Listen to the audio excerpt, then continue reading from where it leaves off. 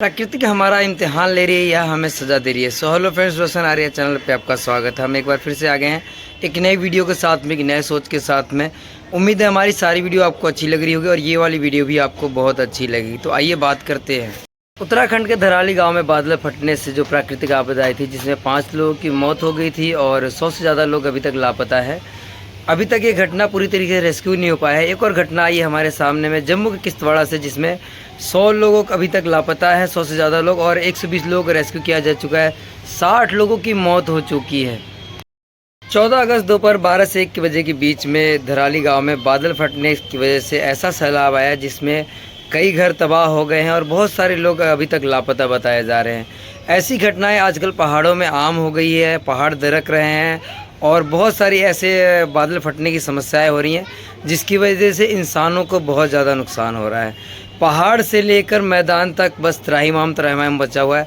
हर तरफ पानी का, सैलाब का, हर तरफ मतलब तांडव मचा रखा है। एक तरह से कहा जाए तो प्राकृतिक ने ना अपना बदला लेना शुरू कर दिया, जिस तरीके से हम प्राकृतिक से खिलवाड़ कर रहे हैं।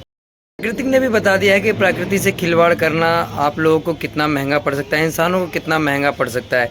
इसीलिए हमारे देश के पीएम श्री नरेंद्र मोदी जी ने लाल किले से ये बात कही है कि प्राकृतिक और इंसानों के बीच में समन्वय बना कर रखना पड़ेगा। हमारे देश के राष्ट्रपति श्रीमती द्रौपदी मुर्मू जी ने भी यही बात कही है कि इंसानों को अब प्राकृतिक को साथ में लेके चलना पड़ेगा। मैं तो कब से कह रहा हूँ, मैंने पहले भी वीडियो में बताया था कि प्राकृतिक से खिलवाड़ इंसानों के लिए कितना खतरनाक और कितना नुकसानदायक हो सकता है, ये आने वाला समय आपको बताएगा। और पहले ही मैंने कहा था कि अभी तो जब उत्तराखंड का घटना हुआ, मैंने वीडियो में बताया था आप लोगों को, अभी उत्तराखंड तो सिर्फ एक ट्रेलर कहा जाता है, अभी पूरी फिल्म प्राकृतिक की बाकी है।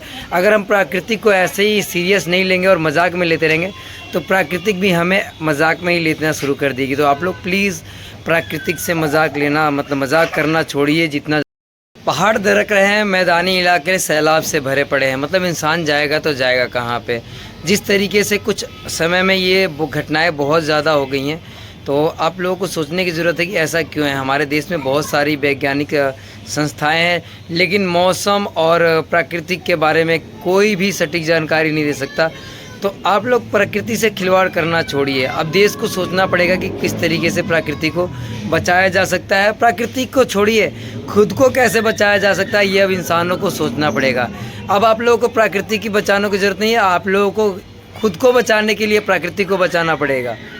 अब समय आ गया है कि हमें प्रकृति के ऊपर ध्यान देना पड़ेगा। पेड़ पौधे लगाने पड़ेंगे, जितना भी हो सके अपने स्तर पे पेड़ पौधे लगाएं, घर के आसपास लगाएं।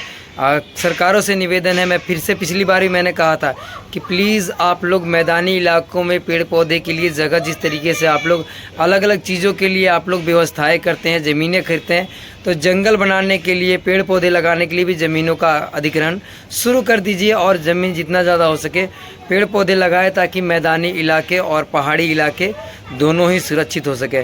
पहाड़ी इलाकों में बढ़ते कंस्ट्रक्शन की वजह से काफ़ी ज़्यादा पहाड़ी इलाकों को नुकसान पहुँच रहा है। तो पहाड़ी इलाकों में जो माइग्रेशन की बढ़ती जनसंख्या है, उसको किसी तरीके से मतलब कंट्रोल किया जाए। वहाँ पे सिर्फ वही लोग जा पाए जो उधर के रहने वाले वहाँ के निवासी हैं, लेकिन अदरवाइज़ बाहर से जो माइग्रेशन जा रहा है, इसकी वजह से पहाड़ी इलाकों को बहुत ज़्यादा नुकसान पहुँच रहा है। और जम्मू कश्मीर का किश्तवाड़ा में नुकसान इसलिए ज़्यादा हुआ है क्योंकि वहाँ पे मंदिर है और मंदिर में इस टाइम पे वहाँ पे मेला लगता है और पूजा होती है, जिसकी वजह से अभी काफ़ी लोग उधर गए हुए थे और वहाँ पे बहुत सारे टेंट वगैरह लगे हुए थे जो सैलाब में बह गए। उसकी वजह से बहुत ज़्यादा नुकसान हुआ है और ये नुकसान और भी ज़्यादा बढ़ सकता है।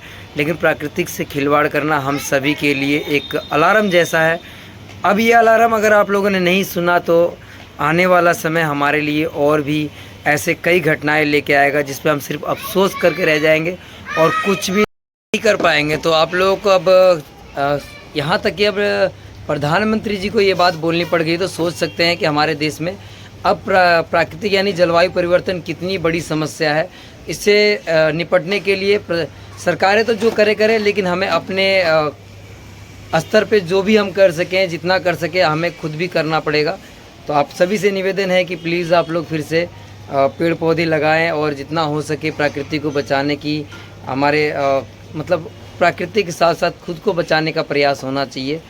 तो अगर वीडियो आपको अच्छी लगी हो हमारे, तो वीडियो को लाइक कीजिएगा, चैनल को सब्सक्राइब नहीं किया तो चैनल को सब्सक्राइब कीजिएगा।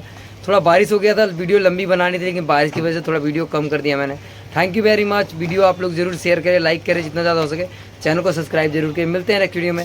थैंक यू, जय हिंद।